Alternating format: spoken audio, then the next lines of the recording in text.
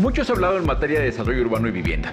Sin embargo, el hecho fundamental es que seguimos teniendo un rezago habitacional de más de 9 millones de hogares. Esto tiene que ver, evidentemente, con la capacidad que tengamos de producir los créditos individuales para que las familias compren su casa. Pero el verdadero reto está en la capacidad que el país tenga de crear los instrumentos para financiar la producción de las casas. De esto vamos a estar hablando hoy en Vivienda y Ciudad, de cómo se financia la producción de las viviendas que hacen falta para atender el rezago habitacional de nuestro país. Esto es Vivienda y Ciudad, empezamos.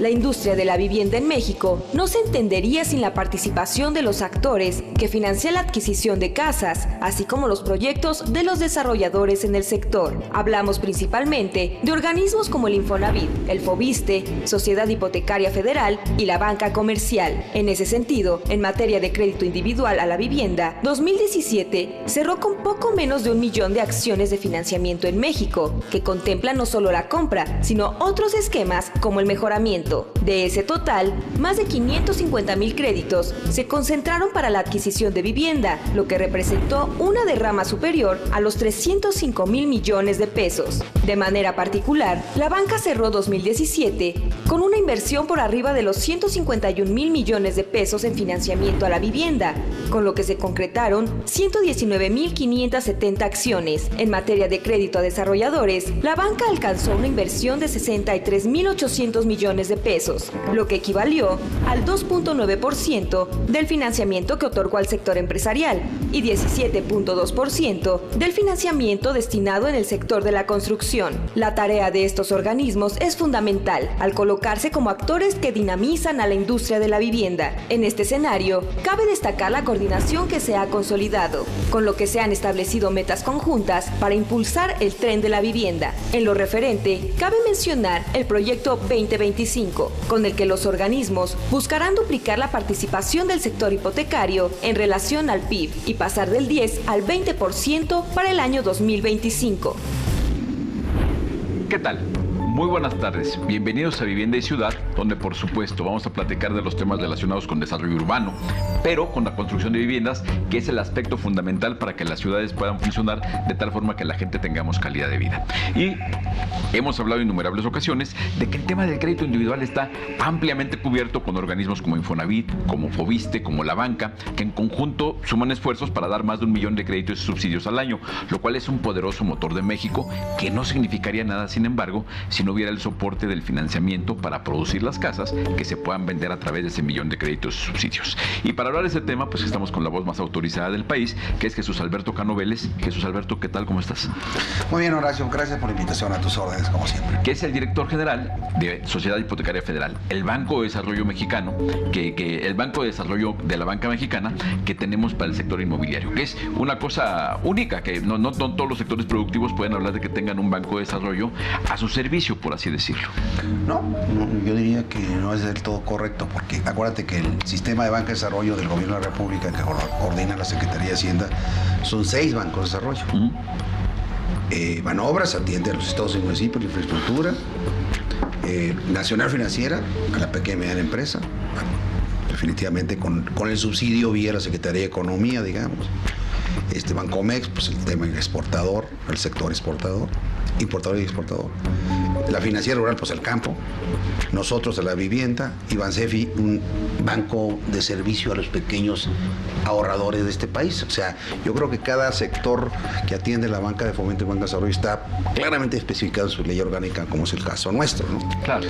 Lo interesante de Sociedad Hipotecaria Federal es que es ese músculo que permite dar el financiamiento para que los que hacen viviendas construyan esas viviendas que se requieren y después esas casas puedan ser llevadas al mercado o al consumidor final. Ahora, esto ha sido sido difícil construirlo. Tú llegaste al inicio de la administración y te encuentras un momento del banco donde había que transformarlo, había que fortalecer las finanzas, había que dejar en algún cajón una cartera que tenía problemada, había que desarrollar un banco de desarrollo prácticamente con nuevos objetivos, con nuevos productos, con nuevas formas, incluso de recuperar fondeo. ¿Qué me contarías sintetizando esa historia de lo que pasó en esta administración? Bueno, el 5 de diciembre de 2012 yo tomé posición como director general del banco. Lo primero que me encargó el presidente de la República, el secretario de Hacienda en ese momento, Luis Videgaray, fue: este es el banco más emproblemado de la banca de desarrollo. Entonces yo le dije, ¿y yo por qué? En forma chistosa, digamos, ¿no? Y me dice, es para que ese banco sacarlo de la problemática que tiene y hacerlo que cumpla su papel y su función de banca de fomento y banca de desarrollo de acuerdo a lo que establece su ley orgánica. Era un banco que tenía muchos problemas, sobre todo en la cartera nacional de las SOFOLES, ¿te acuerdas de las SOFOLES? Sí, claro. Que eran las que fondeaban la vivienda individual cuando la banca comercial no había entrado a partir de la crisis del 94-95. Entonces, las SOFOLES, pero estas cayeron en impago, malas prácticas, malas originaciones, etcétera, etcétera. Y entonces toda esa cartera se quedó en manos de Sociedad Hipotecaria Federal con una dación en pago de todas. 140,000 créditos individuales, 700 bienes comerciales, conjuntos habitacionales, un problema bastante fuerte. Y en ese ínter, ¿qué sucedió en el 2013, al inicio de la administración? Sucedió que las tres grandes desarrolladoras de vivienda, GEURBI y OMEX, empezaron a tener problemas de liquidez y que entraron ellas en concurso mercantil. Y al entrar en concurso mercantil, la percepción de la banca comercial fue una percepción de riesgo hacia los desarrolladores de vivienda del país. Tú sabes que, por ejemplo, la Canadevi tiene más o menos 1,000 desarrolladores de vivienda. Así es. ¿No? Entonces, la banca cierra las llaves del crédito para la construcción de vivienda, producto de esa percepción de riesgo. Sobre todo los bancos que tienen sus matrices fuera de México. O sea, eran sectores que, por ejemplo, en España habían sufrido mucho. Y tenemos dos bancos españoles grandes aquí que tienen un papel fundamental. ¿Y el líder del mercado? BBVA. BBVA. Entonces, lo mismo en Toronto, lo mismo con Scotia, lo mismo en Nueva York con el Citibank, Banamex, y lo mismo en Londres con HSBC. Y era natural que se hubiera la percepción. Al haber cerrado el financiamiento, empiezan a sufrir los desarrollos de vivienda y empiezan a buscarnos al gobierno federal, a la Secretaría de Hacienda y a nosotros, ver la forma de que podemos financiar la construcción de vivienda. Entonces, ¿qué sucedió? Más o menos a mediados de marzo del 2013, ¿te acuerdas que hubo el Mexican Housing Day allá en Nueva York? Claro. Me acuerdo que el 6 de marzo iba a volar yo a Nueva York a ese del 2013. Y entonces, ¿qué sucedió? Ese día en la mañana en la Secretaría de Hacienda, el subsecretario Portela y tu servidor lanzamos el programa de garantías para la banca comercial por 18,000 millones de pesos. Para darles un incentivo para que empezaran a construir vivienda. Y nos fuimos a Nueva York, estuvimos 2 o 3 días allá, y luego ya nos regresamos, y luego se atraviesa Semana Santa y no sé cuántas cosas más, y pasó marzo, abril, mayo y junio, y la banca comercial no nos tomaba la garantía, solamente fueron como menos de 1,000 millones de pesos. Yo me preocupé mucho, voy con el secretario de Hacienda y le digo, oye, pues fíjate que no nos están tomando las garantías de la banca comercial. Y me dice, ¿qué hacemos? Pues entrarles directo. ¿Cómo? Si somos banco segundo piso, sí. Nada más que la ley orgánica de CIF dice que somos un banco segundo piso, que financiamos el tema de la vivienda vía intermediarios financieros bancarios, vía intermediarios financieros no bancarios, como las SOFOLES o SOFOMES, o a través de un vehículo financiero. Y un vehículo financiero es un fideicomiso. Entonces yo le dije, mira, a través de un fideicomiso, es un vehículo financiero, no violamos nuestra ley orgánica y es un vehículo para empezar a financiar los desarrollos de vivienda. Me autorizó el esquema, yo le pedí más o menos 18,000 millones de pesos de fondeo, que sale del propio banco, pero requiero la autorización de la Secretaría de Hacienda y del Consejo. Convencimos al Consejo y lanzamos el producto en julio del 2013, un mes después. El primer crédito sindicado, y así le llamamos, fue en septiembre del 2013, por 500 millones de pesos a un desarrollador.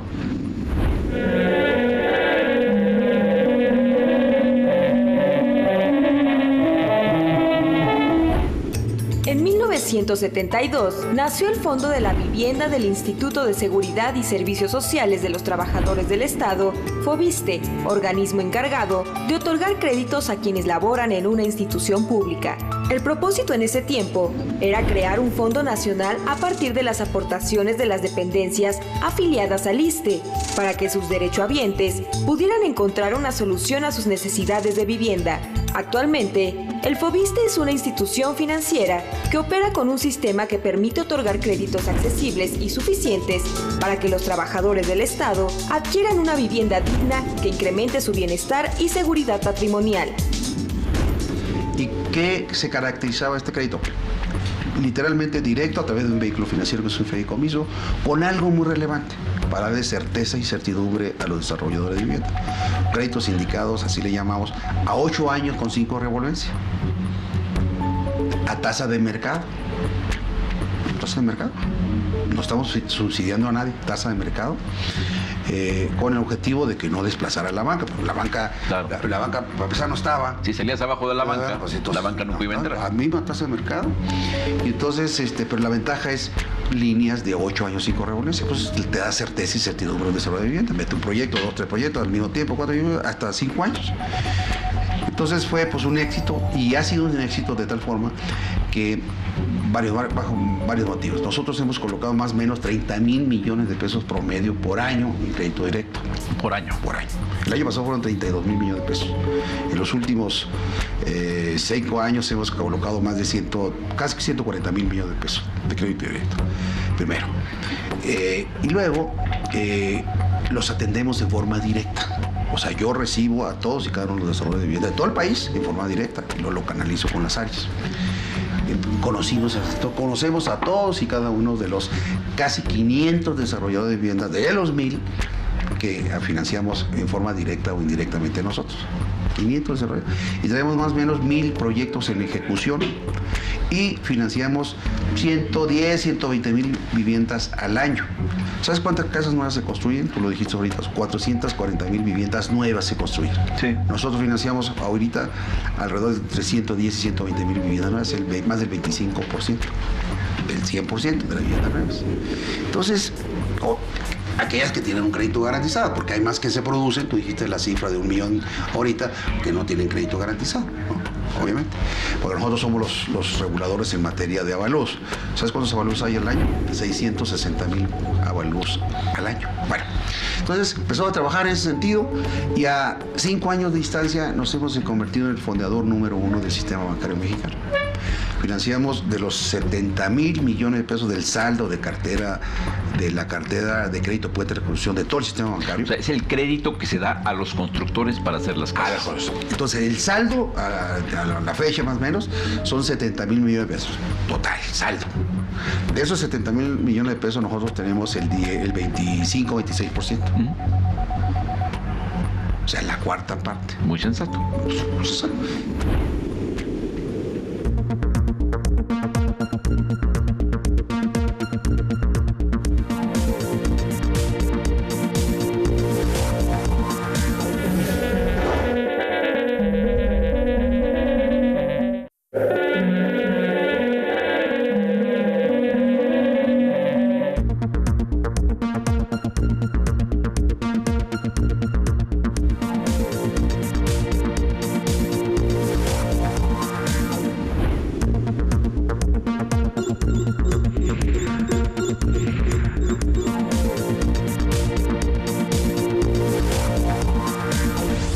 La Sociedad Hipotecaria Federal se fundó en 1963. Es un banco de desarrollo de segundo piso, es decir, no atiende directamente a constructores y promotores de vivienda o solicitantes de crédito, sino que se apoya en intermediarios financieros como sofoles hipotecarias y bancos para que sus recursos lleguen al mercado. Los intermediarios son los que se encargan de otorgar y administrar los créditos, desde su apertura hasta su conclusión, con lo que se impulsa el mercado primario y secundario de la vivienda, principalmente de interés interés social. Dichas acciones se realizan bajo las 4 vertientes de la Política Nacional de Vivienda para fomentar una mejor y mayor coordinación interinstitucional para transitar a un modelo de desarrollo urbano sustentable e inteligente y así reducir el rezago habitacional a través de viviendas dignas. Finalmente, como banca de fomento, busca dar mayores niveles de crédito directo e inducido, pues con ello se lograrían mejores condiciones de financiamiento en el país que también contribuirían al crecimiento económico. La banca de desarrollo está concebida como un banco de fomento para atender los sectores que tenemos cada uno de ellos, pero para atenderlos cuando hay fallas de mercado. Por eso se llama que la banca de desarrollo es complementaria a la banca comercial. La banca de desarrollo debe entrar, incentivar e irse retirando. Irse retirando. Ante una falla del mercado. Pero cuando hay una falla del mercado como que ha sido un poquito permanente en estos últimos 5 años, porque al final de cuentas, si tú ves, el sector es muy pequeño, bien desarrollado de vivienda. Sí. 5 bancos, entre los cuales estamos nosotros, 5 bancos en general, son los que atienden el crédito puente de la construcción. Hay 50 bancos autorizados en el sistema por la Secretaría de Hacienda que operan, y de esos 50, 5 bancos son los que atienden el crédito puente de la construcción. Muy poco. Muy poco. Y nosotros. Entonces, tenemos que jugar nosotros con ese esquema para evitar que haya concentración, para evitar fallas del mercado, para dar soluciones de que haya oferta y demanda. Oye, pero ha pasado otra cosa muy interesante, que en ese proceso de que ustedes son unos reguladores de mercado que participan, juegan, entran, salen. Es nuestro papel. Sí, cumpliendo el papel de lo que debe ser un banco de desarrollo. Es correcto. Desarrollar. Pero lo que es muy interesante es que en este proceso no se han quedado, porque hace 6 años el sector era un sector monoproducto. Trabajábamos más o menos viviendas, básicamente se podía decir cuál era el ticket promedio, y hoy lo que ha pasado es que hoy estamos viendo un sector donde ese financiamiento de la producción, se financia la producción de vivienda residencial, también de vivienda de muy bajo precio, pero también hay financiamiento para otros sectores estratégicos que antes no había, como se está financiando la producción de vivienda para renta, o se está financiando, creo que ya lanzaron, algo ahí tienen para infraestructura dentro de los desarrollos. Sí, mira, muy buena tu reflexión. Al haber la falla del mercado en 2013, nosotros entramos para seguir contando la historia. Entonces, 500 desarrolladores, 1000 proyectos de 110,000, 120,000 viviendas al año, hasta ahí está muy bien. Pero para mantener mis saldos en el transcurso del tiempo nos cuesta mucho trabajo porque el crédito puente es muy revolente. Sí. Entonces, a mí la Secretaría de Hacienda, a las bancas de desarrollo nos mide en función de los saldos. Entonces, el crédito de largo plazo es el que te mantiene saldos. Entonces, la revolvencia esta te da una revolvencia de 2-3 años nada más, y tienes que estarlo manteniendo, y es como si estuvieras en el mismo nivel del mar, ¿no? Entonces, diseñamos varios productos para darle saldos de largo plazo al banco, porque antes era el crédito hipotecario, y ya no hacemos crédito hipotecario nosotros porque ya está Infonavit, Fobit, y la banca comercial. Está cubierto. Que ya está cubierto. Entonces, ¿cómo atender un equilibrio entre la oferta y la demanda? La demanda claramente definida por estas 3 instituciones, si consideramos la banca comercial como una, Infonavit y Fobiste, pues había que fondear la construcción de vivienda, como lo hemos hecho. Sin embargo, no me mantiene los saldos a largo plazo. Entonces diseñamos el producto de vivienda en renta que le da a largo plazo. Es a 20 años. Es a 20 o 25 años. Wow. Para que tú, desarrollador, tú construyas un edificio en renta, en un fideicomiso todo, metes el terreno, metes los permisos y licencias y todo lo demás, y yo financio al vehículo financiero, al fideicomiso, la construcción de vivienda durante 3 años, 2-3 años que se construye, después te lo convierte en un crédito hipotecario a 20 o 25 años, dependiendo de los flujos, etcétera, de la sensibilidad, y el desarrollo me paga con las rentas. Con las rentas, sí. Va. Y ahorita traemos 20 proyectos en construcción por más de 10,000 millones de pesos. ¿Y eso no existía? No. Y no existía no existía porque el largo plazo, claro, es de este país, desafortunadamente, y más en ese sector, pues no es muy atendible por el sistema bancario mexicano. De hecho, casi ningún banco prácticamente está atendiendo el sector. Nosotros estamos incentivando que la banca le entre conjuntamente con nosotros. Siguiendo jugando el papel de banco de desarrollo. A ver, oye, tú banco, éntrale, mite, y yo te doy la garantía, 50-50, 70-30, 30-70. Lo financiamos. Lo autofinanciado. Eso es lo que estamos haciendo en ese papel. Pero eso para darme saldos a largo plazo, primero. Segundo, la banca comercial, tú sabes que tiene 750,000 millones de pesos, 750 millones de pesos de saldo hipotecario. O me voy un poquito más para allá. El total del saldo de la cartera hipotecaria de nuestro país es de 2.3 billones de pesos. De esos 2.3 billones de pesos, 750,000 millones de pesos es de toda la banca comercial. El resto es Infonavit y Fobiste. ¿Ok? Sí. Todo eso representa alrededor del 11% del PIB. Países como Chile, como Sudáfrica, otros países tienen el 20% del PIB. Estados Unidos el 40%, el doble. Estados Unidos el 50 y tanto por ciento, Brasil otro. De ese pelo estamos hablando.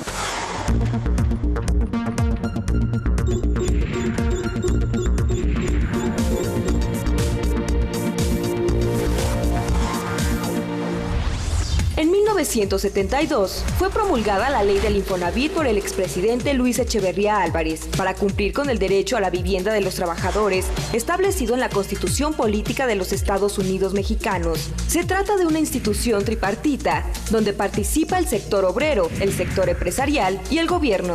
Su origen se basó en reunir en un fondo nacional las aportaciones patronales del 5% del salario de cada uno de los trabajadores que tuvieran contratados para darles la oportunidad de obtener un crédito de vivienda o el derecho a que sus ahorros les sean devueltos. Actualmente 53 millones de mexicanos tienen una cuenta en Infonavit, donde se encargan de operar 70% de las hipotecas en México. En 2018, el instituto alcanzará la colocación de 10 millones de créditos. Entonces, quiere decir que la expectativa, digo porque ya empezamos a correr por el tiempo, quiere decir que la expectativa que tendríamos es que tenemos un espacio para crecer al doble. Para crecer, claro que sí. ¿Cuáles serían los fundamentales para cuidar? Formalización de la economía.